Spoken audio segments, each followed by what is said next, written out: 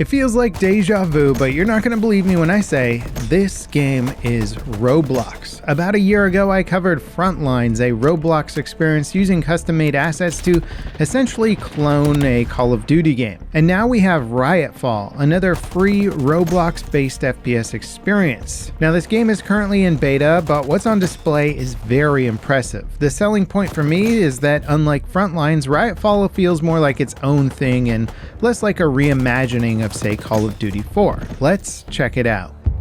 In a lot of ways, I'd say that Riotfall is a bit more like Battlefield than Call of Duty. The maps are bigger, the movement and general time to kill is slightly less arcadey, and visually the game is clearly reaching for something more grounded and gritty. Playing Riotfall reminded me a lot of playing Team Deathmatch in Battlefield 3 and Battlefield 4. Now, at its core, it is still Roblox, so your forward sprint is very fast and the gunplay is very spray and pray, but I found myself really getting into the groove with this game and not being frustrated by super fast deaths or maps being so small that I was always running into big clumps of enemies. And it feels more tactical than a purely run and gun experience. The map complexity means that you actually have to check your corners and know your angles before you sprint across an open area. It's still very much a casual learning experience, but it's more tactical and methodical than, say, Frontlines. Now the game's in beta, it's stated it's in beta, and it often plays like it's a beta. Spawns are a bit of a mixed bag. They work well enough most of the time, but if your team starts spreading out and forcing the enemy to spawn in less safe areas, you'll often have enemies spawning right behind you or all around you. Now, if you're coming from, say, a AAA FPS title, you might notice that the sound is a bit lacking in areas. The footstep audio is very repetitive and sounds a little more like Roblox than gritty FPS. And it can be hard to tell where enemies are coming from based on their footstep audio as well.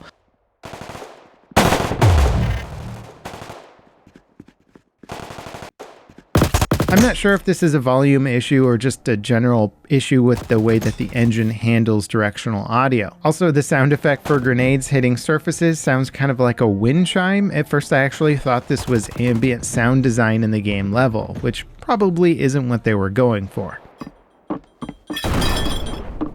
Still, Riotfall is quite impressive visually, a little bit less refined and cohesive than, say, Frontlines. Some areas of the game feel richly detailed, some maps are very well stylized, but others feel a bit more barren or lacking with the visual flair. This very well may be an effect of beta, where some maps have had their final visual pass and others haven't. But the thing is, the maps are really well designed and still visually interesting despite the less impressive overall visuals. They have their own style to them also that makes the overall experience feel more unique and less like a clone of an iconic or established franchise. Now, I'd imagine one of the hardest parts of doing a serious shooter in Roblox is that the default cartoony look and engine is difficult to work around. No doubt it takes a lot of talent and time to create custom assets that look and run well within the Roblox engine, so most Roblox experiences put gameplay first and visuals at a very distant second. A lot of the time, the games that strive for more realistic graphics seem to do so at the expense of the overall gameplay quality. Riotfall is striking a nice balance between the two though. Frontlines might still be the graphics king when it comes to creating a traditional PvP FPS experience in Roblox,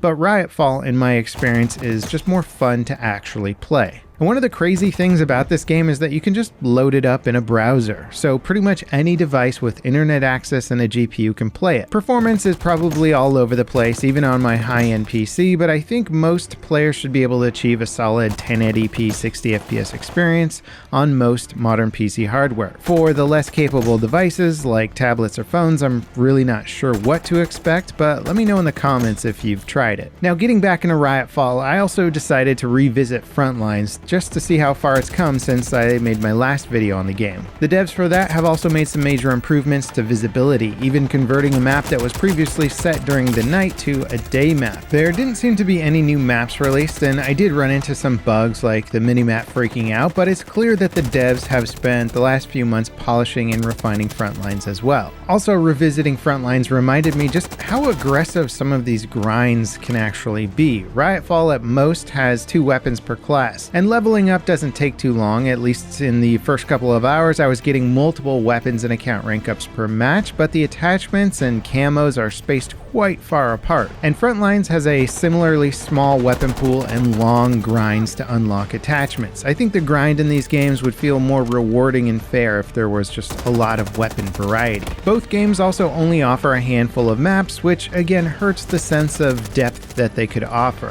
which of course is a tough criticism because both of the games are completely free to play, so one can't expect AAA levels of content, but it's also what many players have come to expect from, say, your typical TDM FPS experience. That said, Riotfall's maps are dense and well designed, so learning all their ins and outs should take more than just a handful of matches. As for the game modes, Riotfall offers quick play TDM, free-for-all, and 2v2. I focus mainly on TDM and I just found it to be really enjoyable. There doesn't seem to be any sort of skill-based matchmaking for the game. There's likely a team balancer that scrambles teams either randomly or maybe based on some player performance to ensure a more even distribution of skill though. Pretty much every match I played had 1 or 2 players per team that did well, so I always felt like I was playing against at least somebody decent in every game. And in all honesty, playing this game felt like a real breath of fresh air, just loading it up and having a nice, fun, semi-tactical, semi-casual experience. For years now, concerns about skill-based matchmaking, retention-focused game design, heavy auto-aim for console players, and aggressive monetization